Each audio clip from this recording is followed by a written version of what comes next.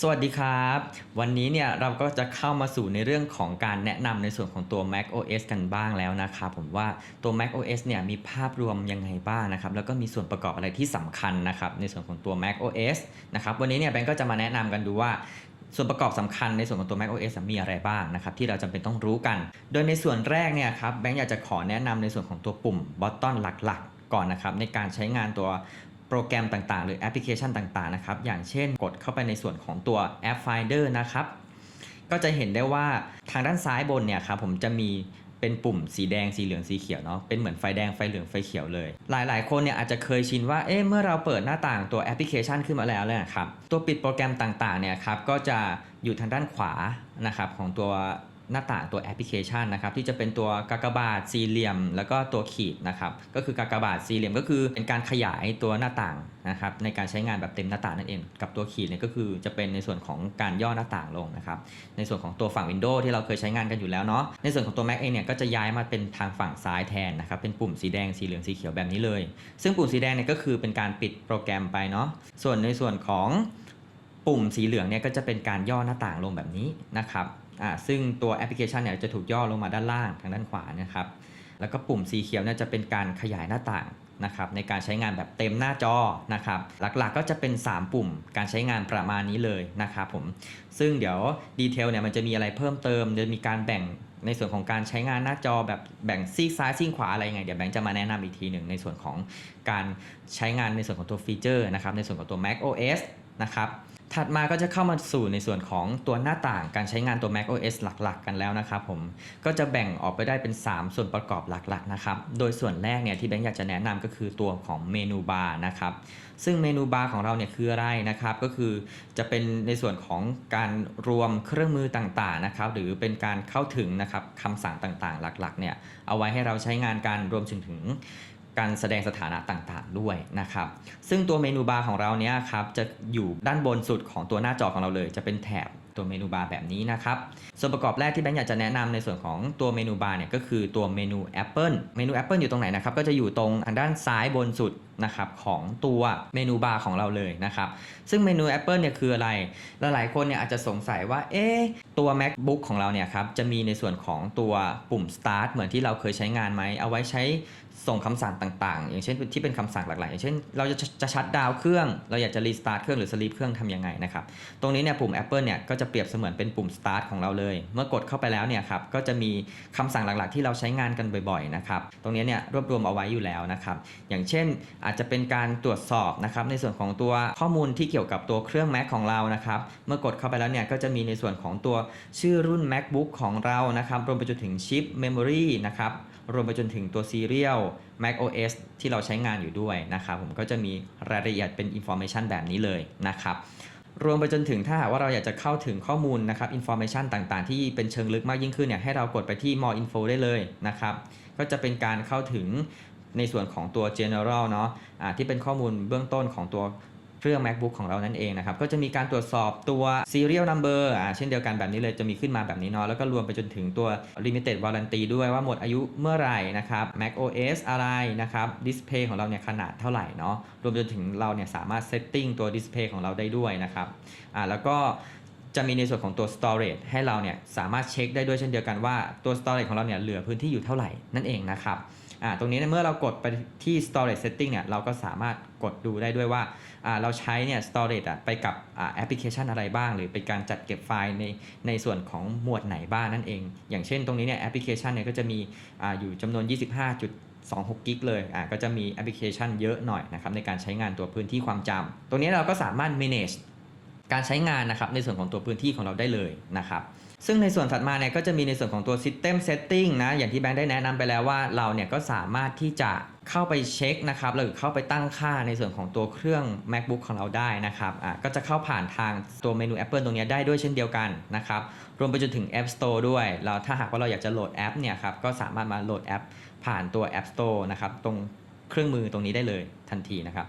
แล้วก็จะมีในส่วนของ recent item ต่างๆนะครับที่เป็นแอปพลิเคชันที่เราเปิดเอาไว้ล่าสุดนะครับแบ่งเป็น type นะครับอาจจะเป็นตัว document ก็ได้นะครับที่เราเปิดไว้ล่าสุดรวมไปจนถึงตัวเซิร์ฟเวอร์ต่างๆด้วยนะครับ ก็จะมีในส่วนของตัว Force Quit ด้วยนะครับที่มีเอาไว้ให้เราได้ใช้งานกันก็จะเป็นคำสั่งหลักๆนะครับถ้าหากว่าตัวแอปพลิเคชันของเราเนี่ยไม่ตอบสนองนะครับเมื่อเรากดเข้าไปแล้วเนี่ยครับมันก็จะมีให้เราเนี่ยทำการกด Force Quit ได้ในแอปพลิเคชันนั้นๆนะครับก็จะเป็นสั่งบังคับปิดตัวแอปพลิเคชันนั้นไปเลยทันทีนั่นเองนะครับโดยในเมนู Apple เนี่ยครับก็ยังมีคำสั่งหลักๆอีกเพิ่มเติมนะครับที่ว่าจะเป็นในส่วนของตัวการชัตดาวน์ รีสตาร์ทหรือว่า sleep ตัวคอมนะครับผมหรือว่าจะทำในส่วนของตัว lock screen หรือ lock out ตัว account ของเราเนี่ยก็สามารถทำได้นะครับก็จะรวมอยู่เอาไว้ในหมวดหมู่ของตัวเมนู Apple นี่เองนะครับ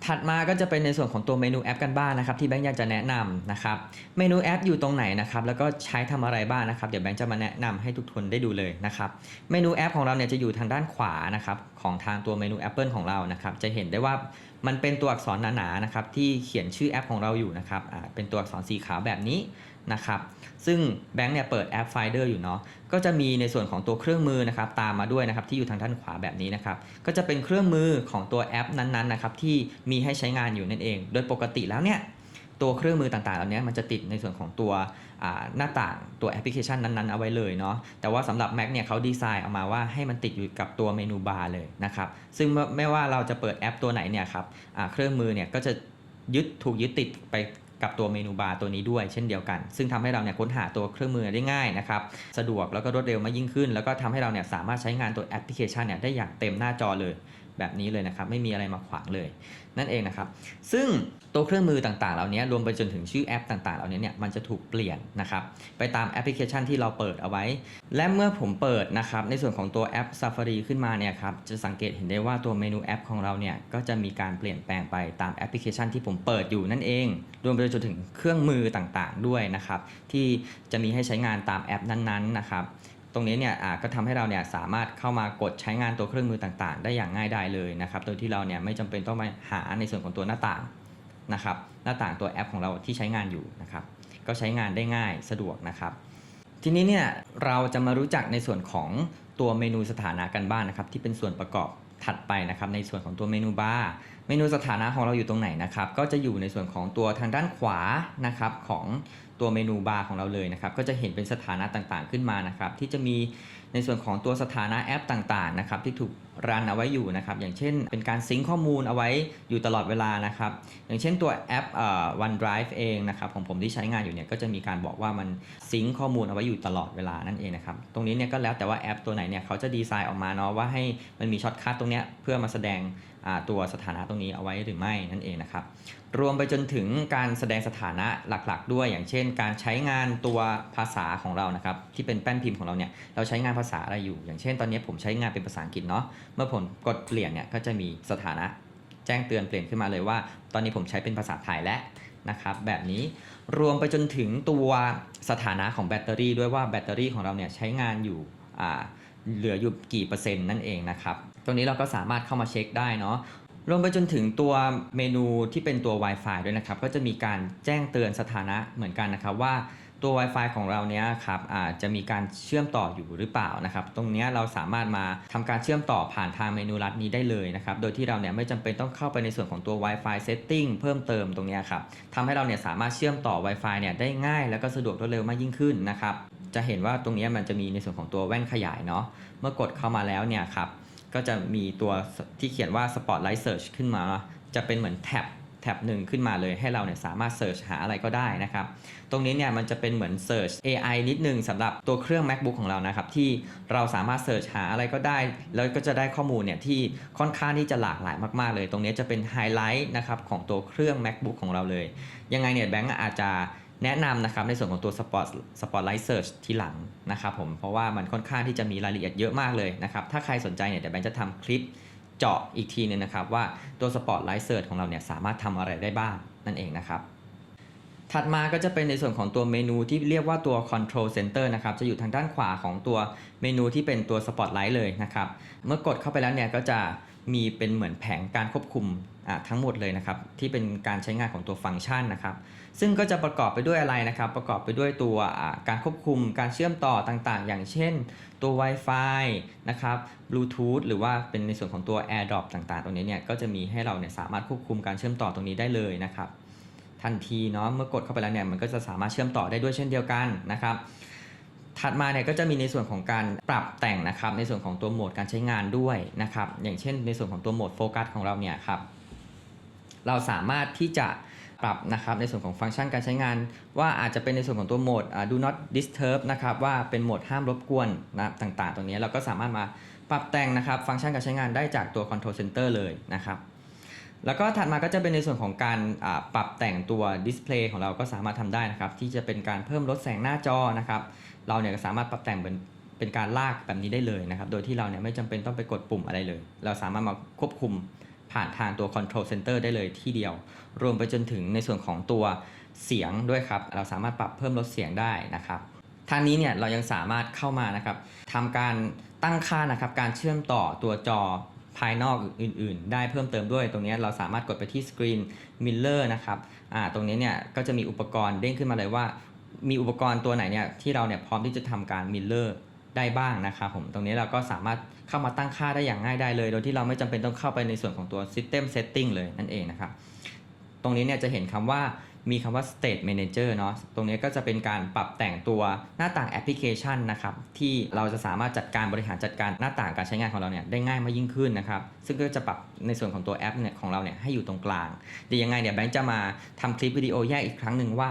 มันมีหน้าตาเป็นยังไงแล้วใช้งานยังไงบ้างนะครับแล้วก็ช่วยในเรื่องของการทำงานของเราให้ดียิ่งขึ้นยังไงบ้างนะครับเดี๋ยวเราจะมาแนะนำกันอีกครั้งหนึ่งถัดมาก็จะเป็นในส่วนของตัว Siri นะครับจะเห็นได้ว่ามันมีเป็นเหมือนลูกบอลกลมๆสีแบบนี้เลยนะครับผมก็ตัว Siri เนี้ยมันคืออะไรนะครับผมขอแนะนำก่อน Siri ก็จะเป็นเหมือนเพื่อนของเราเลยก็ว่าได้นะครับเป็นเหมือนผู้ช่วยของเรานะครับที่จะช่วยทำให้เราเนี่ยเข้าถึงตัวแอปพลิเคชันต่างๆนะครับหรือว่าอยากจะรับทราบข้อมูลต่างๆเนี่ยได้อย่างง่ายดายโดยที่เราเนี่ยสามารถสั่งการผ่านด้วยเสียงได้เลยทันทีนะครับโดยถ้าหากว่าใครเนี่ยที่ยังไม่มีนะครับในส่วนของตัว Siri ขึ้นมาบนเมนูบาร์นี้นะครับเดี๋ยวแบงค์จะพาไปกดนะครับพาไปสอนดูว่าเราเนี่ยจะสามารถเซตติ้งให้ตัว Siri เนี่ยมันขึ้นโชว์อย่างนี้ได้อย่างไรบ้างนะครับเริ่มต้นเรานะครับเข้าไปที่ Setting กันก่อนเลยนะครับเพื่อที่จะตั้งค่าเนาะตัว Siri นะครับให้ไปที่ตัว Siri and Spotlight นะครับโอเคเมื่อเราเข้ามาแล้วเนี่ยข้างบนเนี่ยมันจะมีคำว่า Ask Siri เนาะถ้าหากว่าใครตรงนี้ครับตัวปุ่มตรงนี้เนี่ยมันยังเป็นสีเทาอยู่เนี่ยให้เราทำการเปิดนะครับให้เป็นสีน้ำเงินนะครับเนี่ยถ้าหากว่าของใครปิดอยู่เนี่ยตัว Siri ของเราเนี่ยมันจะไม่ขึ้นอยู่ในส่วนของตัวเมนูบาร์นะครับให้เราทำการเปิดได้เลยนะครับกด enable นะครับตัว Siri ของเราเนี่ยก็จะขึ้นมาโชว์อยู่ในส่วนของตัวเมนูบาร์แล้วหลังจากนั้นเนี่ยเราก็จะสามารถใช้งานตัว Siri ได้เลยทันทีนะครับทีนี้เนี่ยเดี๋ยวแบงค์อยากจะมาสอนการใช้งานตัว Siri เบื้องต้นให้ทุกคนได้รู้ก่อนนะครับว่าตัว Siri เนี่ยมันใช้งานยังไงบ้างนะครับโดยเดี๋ยวแบงค์จะสาธิตเป็นวิธีการใช้งานก่อนละกันนะครับผมโดยเริ่มแรกเนี่ยเรากดไปที่ตัว Siri เลยนะครับแล้วผมอาจจะอยากพูดว่าวันนี้อากาศเป็นอย่างไรบ้างคาดว่าจะมีฝนวันนี้จะเห็นได้ว่าตัว Siri เนี่ย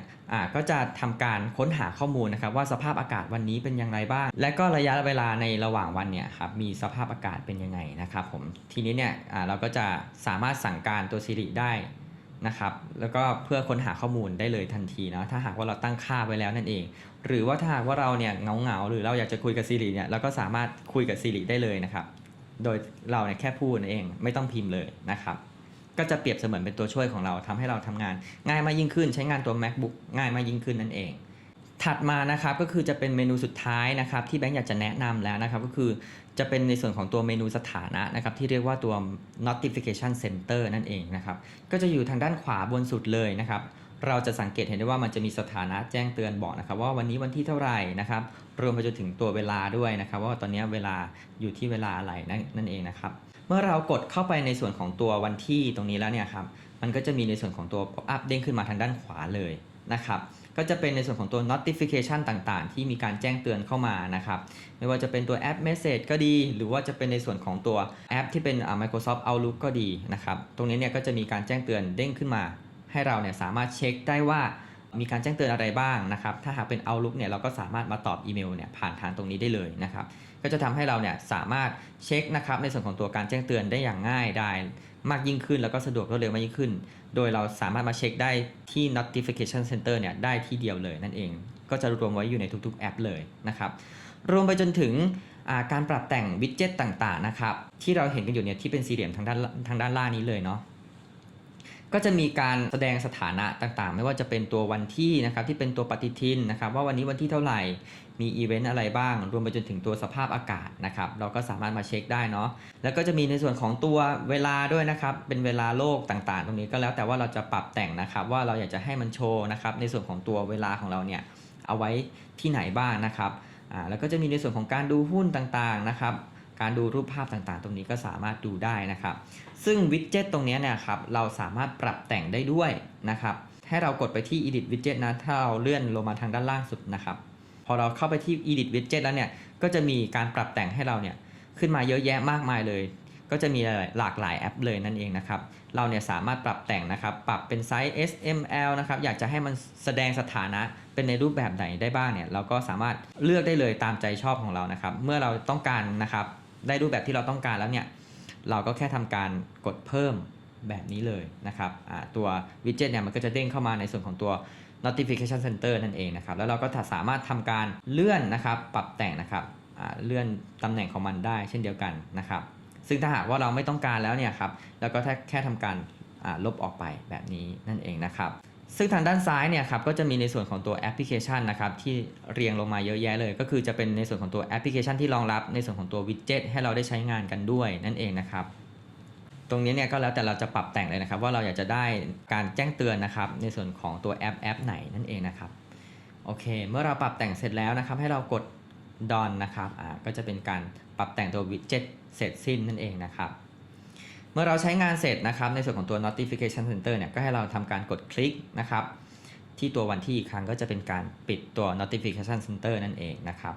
ทีนี้เนี่ยแบงก์ก็อยากจะมาสอนทริคเล็กๆอีกนิดนึงนะครับในการเปิดตัว notification center นะครับซึ่งเราสามารถใช้ trackpad ในการเปิดได้นะครับโดยใช้ 2 นิ้วนะครับในการปัดนะครับจากทางด้านขวาสุดนะครับของตัว trackpad นะครับปัดไปทางซ้ายก็จะเป็นการเปิดนะครับในส่วนของตัว notification center ได้แล้วนะครับเมื่อใช้งานเสร็จให้เราทำการปัดไปทางขวานะครับก็จะเป็นการปิดไปนั่นเองนะครับในส่วนของตัวศูนย์การแจ้งเตือนตรงนี้นั่นเองนะครับตรงนี้เนี่ยก็จะเป็นในส่วนของการแนะนำในส่วนของตัวเมนูบาร์แล้วนะครับผมในส่วนประกอบถัดมาที่แบงค์อยากจะแนะนำเพื่อนๆนะครับผมก็จะเป็นในส่วนของตัว Dock นะครับเมนู Dock คืออะไรนะครับจะสังเกตเห็นได้ว่าข้างล่างเนี่ยจะมีเหมือนแผ่นกระดานนะครับที่เอาไว้จัดเก็บตัวแอปพลิเคชันต่างๆเอาไว้มากมายเลยนะครับหรือจะให้เราเปรียบเทียบก็ได้ว่ามันเหมือนเป็นกระดานช็อตคัทของตัวแอปพลิเคชันที่เราใช้งานกันบ่อยๆนั่นเองนะครับซึ่งมีส่วนประกอบหลักๆอะไรบ้างนะครับก็จะมีส่วนประกอบหลักๆก็คือเป็นตัวแอป Finder นะครับตัว Launchpad นะครับแล้วก็มีแอปอื่นๆเพิ่มเติมอีกเยอะแยะมากมายเลยจะเห็นได้ว่าแถบทางด้านล่างเนี่ยครับจะมีขีดนะครับขั้นเอาไว้อยู่เนาะซึ่งแถบทางด้านล่างตรงด้านซ้ายทั้งหมดเนี่ยครับก็จะเป็นแอปพลิเคชันที่เราใช้งานอยู่ประจำนั่นเองนะครับแล้วก็แถบทางด้านตรงกลางเนี่ยครับก็จะเป็นแอปพลิเคชันที่เราเนี่ยใช้งานเอาไว้ล่าสุดนะครับซึ่งตรงนี้เนี่ยก็จะโชว์นะครับได้สูงสุดถึง3แอปเลยโดยทางด้านขวาสุดเนี่ยก็จะเป็นในส่วนของตัวโฟลเดอร์นะครับที่เป็นตัวโฟลเดอร์ดาวน์โหลดนะครับซึ่งตรงนี้เนี่ยก็จะเป็นการตั้งค่าเริ่มต้นจากตัว macOS นะครับว่าถ้าหากว่าเราเนี่ยดาวน์โหลดไฟล์อะไรออกมาแล้วนะครับเราก็สามารถที่จะมาเลือกไฟล์ต่างๆเนี่ยได้จากตัวโฟลเดอร์ดาวน์โหลดตรงหน้าเดสก์ท็อปตรงนี้ได้เลยทันทีนะครับโดยที่เราเนี่ยไม่จำเป็นต้องเข้าในส่วนของตัว My Computer หรือ Finder ของเรานั่นเองนะครับซึ่งก็ทำให้เราเนี่ยสามารถใช้งานนะครับหรือว่าเปิดไฟล์ต่างๆตรงนี้เนี่ยได้ง่ายแล้วก็สะดวกรวดเร็วมากยิ่งขึ้นนะครับทางนี้เนี่ยเรายังสามารถปรับแต่งนะครับตัวโฟลเดอร์ดาวน์โหลดตรงนี้ให้เป็นโฟลเดอร์อื่นๆได้ด้วยนะครับทางด้านขวาของเขาเนี่ยก็คือจะเป็นในส่วนของตัว trash นะครับหรือที่เรียกว่าถังขยะนั่นเองก็จะเป็นถังขยะอเนกประสงค์เลยถ้าเรานึกอะไรไม่ออกเราก็แค่ทำการลากตัวไฟล์นะครับต่างๆนะครับเข้ามานะครับแล้วก็ทำการลบทิ้งไปแบบนี้เลยนะครับก็จะเป็นการลบไฟล์แบบนี้นะครับก็จะทำให้ง่ายสะดวกรวดเร็วมากยิ่งขึ้นซึ่งตัวถังขยะตัวนี้ก็จะถูกยึดนะครับเอาไว้ทางด้านล่างมุมขวานะครับของตัว Dock นั่นเองซึ่งตัว Dock ตัวนี้นะครับเราสามารถปรับแต่งนะครับตัวแอปพลิเคชันนะครับในการจัดเรียงตัวแอปพลิเคชันได้ด้วยเช่นเดียวกันนะครับถ้าหากว่าเราเนี่ยอยากจะปรับนะครับอย่างเช่นผมชี้ไปที่แอป Note เนาะแล้วผมอยากปรับให้มันมาอยู่ทางด้านซ้ายผมก็สามารถปรับเลื่อนตำแหน่งแบบนี้ได้เลยนะครับหรือถ้าหากว่าผมอยากจะเพิ่มแอปบ้างล่ะสามารถทำได้ไหมสามารถทำได้นะครับก็คือเราเนี่ยสามารถเข้าไปที่หน้าต่างของแอปทั้งหมดที่เรามีอยู่ในเครื่องนะครับก็คือตัว Launchpad นี่เองนะครับจะเป็นสี่เหลี่ยมสีเยอะๆตรงนี้นะครับจะถูกยึดติดนะครับกับตัว Dock นะครับถัดจากตัว Finder เลยนะครับเมื่อเรากดเข้าไปแล้วเนี่ยครับก็จะมีตัวแอปพลิเคชันทั้งหมดที่อยู่บนเครื่องเรารวมไว้อยู่ในหน้าเดียวกันตรงนี้ได้เลยนะครับซึ่งเราเนี่ยก็สามารถมาเลือกดูแอปนะครับได้เลยว่าเราเนี่ยอยากจะเข้าถึงแอปตัวไหนบ้างนะครับถ้าหากว่าเราอยากจะเพิ่มตัวแอปพลิเคชันลงไปในเมนูด็อกเนี่ยก็สามารถทำได้ง่ายๆเลยครับทำการกดคลิกนะครับลากตัวแอปพลิเคชันของเรานะครับลงมาอยู่ทางด้านล่างตัวด็อกแบบนี้เลยแล้วก็ทำการปล่อยนะครับก็จะเป็นการเพิ่มตัวแอปเนี่ยเข้าไปยังตัวเมนูด็อกของเราได้อย่างง่ายดายแล้วนะครับทีนี้เนี่ยเราก็สามารถที่จะใช้งานนะครับในส่วนของตัวแอปพลิเคชันของเราเนี่ยครับได้ง่ายมากยิ่งขึ้นนั่นเองนะครับและถ้าหากว่าเรานะครับไม่ต้องการในส่วนของตัวแอปนะครับที่เราทำการลากลงมาแล้วเนี่ยเราอยากจะเอาออกได้ไหมสามารถทำได้นะครับก็แค่ทำด้วยวิธีง่ายๆแบบเดียวกันเลยก็คือทำการกดคลิกนะครับแล้วก็ลากออกไปยังตัวด็อกได้เลยลากออกไปจนกว่าจะเจอคำว่า remove นะครับแล้วก็ทำการปล่อยนะครับแบบนี้ก็จะเป็นการลบตัวแอปพลิเคชันออกไปจากตัวเมนูด็อกนะครับตรงนี้เนี่ยก็ไม่ได้หมายความว่าจะเป็นการลบแอปพลิเคชันนะครับออกไปจากตัว Launchpad หรือออกไปจากในส่วนของตัวเครื่อง Mac ของเรานะครับตัวแอปพลิเคชันของเราเนี่ยก็จะยังแสดงโชว์เอาไว้อยู่นะครับว่ายังมีให้ใช้งานอยู่นั่นเองในส่วนของตัวเครื่อง Mac ของเรานั่นเองนะครับทีนี้เนี่ยแบงค์อยากจะมาสอนทริคง่ายๆนะครับในการใช้งานตัว Launchpad ของเรานะครับว่าเราอยากจะเข้าถึงตัว Launchpad ของเราได้ง่ายมากยิ่งขึ้นยังไงบ้างนะครับเราสามารถใช้ trackpad ควบคุมได้ด้วยเช่นเดียวกันอีกนะครับโดยเราเนี่ยให้ใช้นะครับในส่วนของตัวนิ้วของเรานะครับทำการรวบเข้ามาด้านในนะครับโดยใช้5นิ้วนะครับในการรวบก็จะเป็นการเข้าถึงตัว trackpad นะครับได้อย่างรวดเร็วแล้วก็ง่ายมากยิ่งขึ้นทั้งนี้เนี่ยถ้าหากว่าเราเนี่ยค้นหาแอปของเราไม่เจอเราก็ยังสามารถที่จะ search นะครับค้นหาแอปของเราได้นะครับอย่างเช่นถ้าหากว่าเราอยากจะค้นหาแอป Line นะครับแล้วก็แค่พิมพ์คำว่า Line ไปเนี่ยก็จะเจอแหละในส่วนของตัวแอปพลิเคชัน Line แบบนี้เลยนะครับแล้วก็ทำการกดคลิกเพื่อทำการเปิดแอปพลิเคชันได้เลยทันทีนั่นเองนะครับและเมื่อถ้าหากว่าเราเนี่ยอยากจะออกไปยังในส่วนของตัว Launchpad กันแล้วเนี่ยครับก็ให้ทำการขยายมือนะครับขยายนิ้ว5นิ้วของเราออกไปเหมือนเดิมเลยครับแบบนี้ก็จะเป็นการออกตัว trackpad ใช้งานอีกครั้งทำการหุบนะครับจะออกก็ทำการขยายออกไปแบบนี้ก็จะทำให้เราเนี่ยสามารถใช้งานตัว Launchpad ได้อย่างรวดเร็วแล้วก็ง่ายดายมากยิ่งขึ้นนั่นเองนะครับ